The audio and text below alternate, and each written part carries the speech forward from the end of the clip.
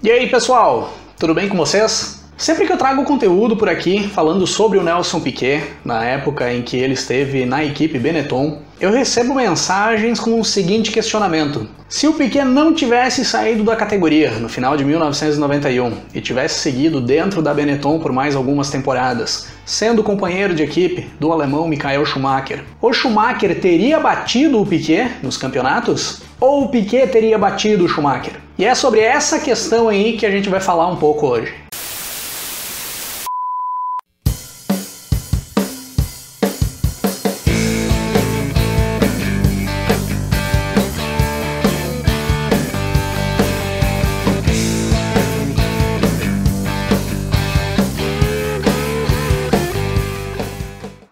No ano de 1991, o Nelson Piquet fazia sua segunda temporada pela equipe Benetton.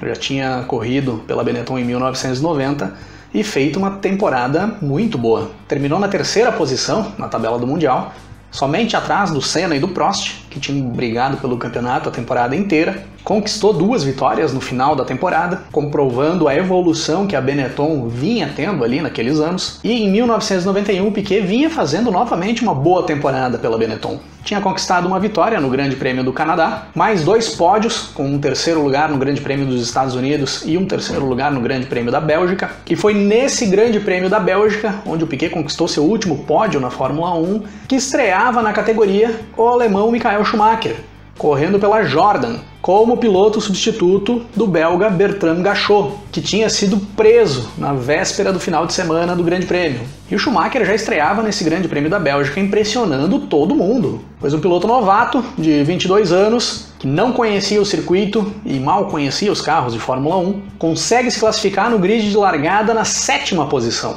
logo atrás do Nelson Piquet, que tinha se classificado em 6º com a sua Benetton. Tudo bem que o alemão não consegue nem correr a prova, porque logo após a largada, metros depois, logo na subida da Eau Rouge, o Schumacher encosta com problemas na embreagem da sua Jordan. Andou poucos metros na sua prova de estreia. Mas o desempenho do Schumacher no decorrer de todo o final de semana na Bélgica chamou muita atenção. E juntando esse desempenho com uma boa manobra do seu empresário e uma certa influência da Mercedes, fazem o Flávio Briatore, chefe da equipe Benetton, demitir o brasileiro Roberto Pupo Moreno para abrir vaga para o alemão Michael Schumacher, para correr já na próxima prova, que era o Grande Prêmio da Itália de 1991. E aí nós teríamos as últimas 5 etapas do Mundial de Fórmula 1 de 1991 com Nelson Piquet e Michael Schumacher companheiros de equipe dentro da equipe Benetton. E essas 5 etapas em que os dois correram com o mesmo carro, com o mesmo conjunto na mão, em situação de igualdade, nos permite fazer um certo comparativo. Lógico que é uma amostragem pequena, não dá pra gente tirar definição concreta em cima de apenas 5 provas. Mas é uma base para sugerirmos alguns cenários. No Grande Prêmio da Itália de 1991, a primeira prova em que tínhamos Nelson Piquet e Michael Schumacher juntos como companheiros de equipe dentro da Benetton, a segunda prova do Michael Schumacher na Fórmula 1, o alemão voltava a impressionar dentro da categoria. O Schumacher anda o final de semana todo na frente do brasileiro. Se classifica na 7ª posição no grid de largada, 3 décimos de segundo mais rápido que o brasileiro Nelson Piquet, o 8º colocado. E termina sua segunda corrida na Fórmula 1, que na realidade era a primeira, porque a primeira mesmo ele praticamente nem correu, numa ótima 5ª posição, já marcando os seus primeiros pontos dentro da Fórmula 1. E na frente do seu companheiro de equipe Nelson Piquet, que cruza a linha de chegada na 6ª posição, 11 segundos atrás do alemão. Depois do Grande Prêmio da Itália, nós temos o Grande Prêmio de Portugal, de 1991, onde ali as coisas ficaram um pouco mais divididas. O Piquet chega a andar algumas vezes na frente do Schumacher durante os treinos no final de semana, mas no treino de sábado, para definir o grid de largada, mais uma vez o alemão supera o brasileiro. Schumacher na 11ª posição e Piquet na 12ª, 1 décimo de segundo atrás do alemão. E no domingo, na corrida, o Piquet acaba superando o Schumacher. Cruza a linha de chegada numa boa 5ª posição com o Schumacher logo atrás dele, em sexto, 6 segundos atrás do Piquet. Na prova seguinte, Grande Prêmio da Espanha, e mais uma vez o alemão surpreendendo. Consegue se classificar para largar em quinto no grid, com o Nelson Piquet somente na 10ª posição, 9 décimos de segundo mais lento que o Schumacher. E no domingo, na corrida, o Schumacher consegue fazer uma boa prova, terminando na 6ª posição, enquanto o Piquet acaba tendo uma prova bem problemática e cruza a linha de chegada somente em 11º, com 2 voltas de atraso para o vencedor da prova e quase 1 volta e meia atrás do seu companheiro de equipe, Michael Schumacher. Aí vamos para o Japão, penúltima prova da temporada de 1991. E grid de largada, com Michael Schumacher em nono e Nelson Piquet em 10º. Novamente o alemão na frente do Piquet, com o Piquet 3 décimos mais lento que o alemão em sua volta rápida. Mas se o Piquet tinha sofrido com problemas na Espanha, agora no Japão era a vez do Schumacher sofrer com problemas. Na 34ª volta da prova, quando o Schumacher era o 6º colocado na corrida e brigava pela 5ª posição, a ponto de tomar a 5ª posição a qualquer momento, estoura o motor da Benetton do alemão e o Schumacher acaba abandonando a prova. E o Piquet consegue concluir a prova e cruza a linha de chegada na 7ª posição. Detalhe: esse motor do Michael Schumacher, que estourou no Grande Prêmio do Japão, era uma especificação mais atual que o motor do Nelson Piquet. A Ford tinha disponibilizado para aquele final de semana apenas um conjunto de motor, na especificação mais atual, ou seja, já era um motor melhor. E a equipe Benetton acabou destinando esse conjunto pro alemão, e não pro brasileiro Nelson Piquet, dando a entender que a Benetton já passava a priorizar o trabalho pro Michael Schumacher, dar preferência pro alemão e não pro tricampeão mundial Nelson Piquet. E aí chegamos na última prova da temporada de 1991, o Grande Prêmio da Austrália, onde enfim o Nelson Piquet conseguia largar na frente do alemão. Piquet em 5º no grid de largada, Michael Schumacher em 6º, 3 décimos de segundo mais lento que o brasileiro. A corrida acabou sendo bem curta, quase que nem aconteceu, pois choveu muito no domingo. A direção de prova encerrou o evento com apenas 16 voltas completas. Pro Schumacher foi mais curta ainda, pois o alemão bateu na 5ª volta e abandonou, e o Piquet se manteve na pista durante as 16 voltas, e quando a prova foi encerrada, o Piquet era o 4º colocado, contabilizando mais uma boa colocação do Piquet em 1991 com a Benetton, e encerrando ali sua carreira na Fórmula 1 com mais uma boa colocação. Com base nos dados e informações dessas 5 provas disputadas, onde tivemos Piquet e Schumacher como companheiros de equipe, os dois utilizando o mesmo equipamento, nós podemos ver que o Piquet acabou chegando na frente do Schumacher em mais vezes. O Piquet chegou na frente em Portugal, quando terminou em 5º com o Schumacher em 6º, e chegou na frente do Schumacher no Japão e na Austrália, quando o Piquet terminou a prova e o Schumacher abandonou. E o Schumacher chegou na frente do Piquet em 2 ocasiões, no Grande Prêmio da Itália e no Grande Prêmio da Espanha. As 2 vezes o Schumacher chegou na frente do Piquet na pista. O Piquet não abandonou, apesar de que na Espanha o Piquet teve problemas e acabou terminando lá para trás. O Piquet conquistou nessas 5 provas 4,5 pontos, contra 4 pontos conquistados pelo alemão Michael Schumacher. Uma leve vantagem para o Piquet, que leva vantagem também na questão de abandonos. O Piquet não abandonou nenhuma prova dessas 5 últimas provas da temporada. Já o Schumacher abandonou em 2.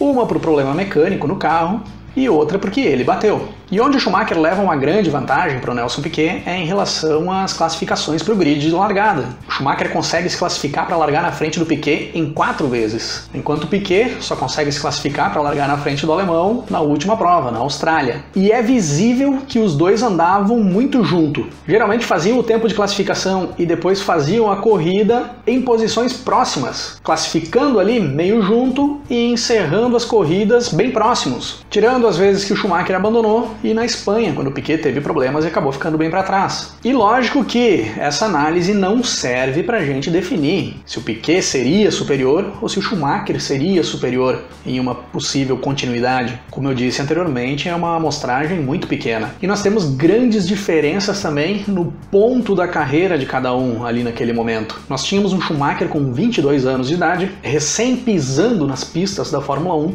com todo o gás, querendo mostrar trabalho e mostrando que tinha potencial, pois não é qualquer piloto que chega na categoria fazendo o que o Schumacher fez. O Schumacher já chegou fazendo frente com um tricampeão mundial, onde geralmente os novatos acabam ficando um pouco escondidos, e o Piquet já era um piloto veterano, uma carreira consolidada, não tinha que provar mais nada para ninguém. já tinha se acomodado um pouco, como ele mesmo diz, que após o grave acidente que ele sofre em Imola em 1987, ele passa a correr mais por dinheiro do que propriamente para vencer. Mas é óbvio também que tem o outro lado desses pontos das carreiras de cada um.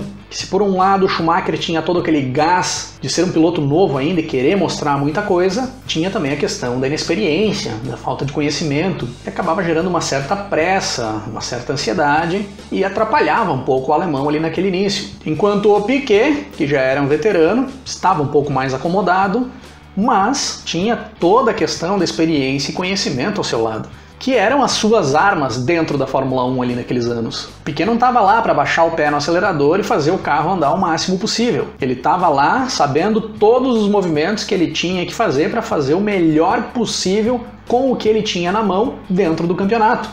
E era o que ele fazia.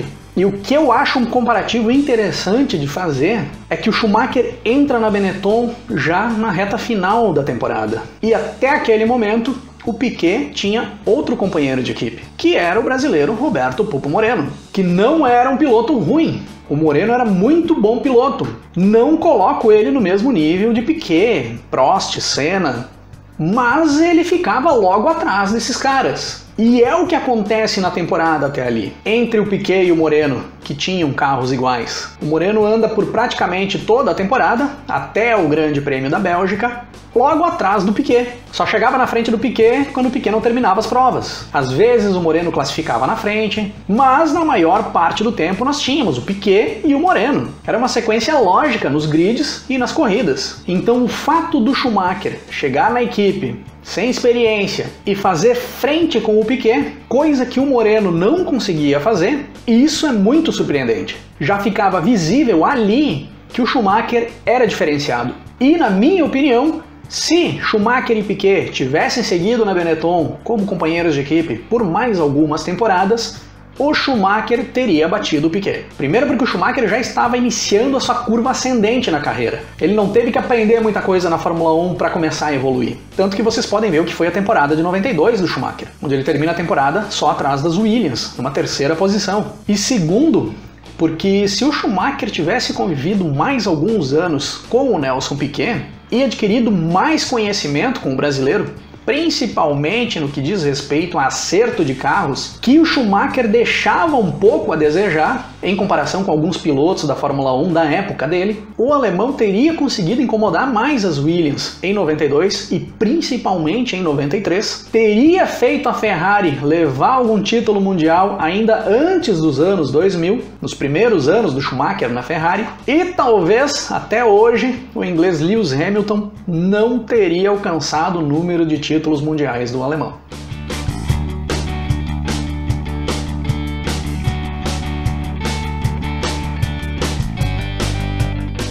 E na opinião de vocês, o Schumacher teria conseguido bater o Piquet nas temporadas seguintes se os dois continuassem como companheiros de equipe? Ou vocês acham que a experiência do Piquet contava mais e o brasileiro ia dar um jeito de desestabilizar o alemão para ficar na frente dele no campeonato? Escrevam aí nos comentários e deixem as opiniões de vocês. E escrevam aí também mais informações, pessoal, sobre essas 5 provas que eu citei aqui no vídeo, as últimas 5 provas da temporada de 91, que são as provas onde nós tivemos Nelson Piquet e Michael Schumacher como companheiros de equipe dentro da Benetton.